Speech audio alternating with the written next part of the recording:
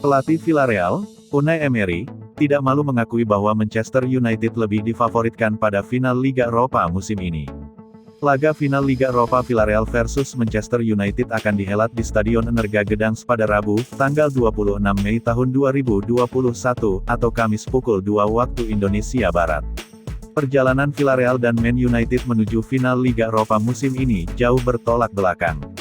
Setan Merah, julukan Manchester United, terpaksa turun kasta ke Liga Eropa setelah tersingkir dari fase grup Liga Champions.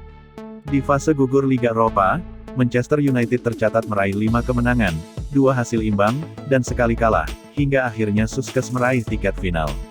Di sisi lain, Villarreal asuhan Unai Emery melaju ke final Liga Eropa dengan rekor tak terkalahkan sejak fase grup. Dari total 14 pertandingan, tim dengan julukan The Yellow Submarine atau kapal selam kuning itu sukses meraih 12 kemenangan dan 2 hasil imbang.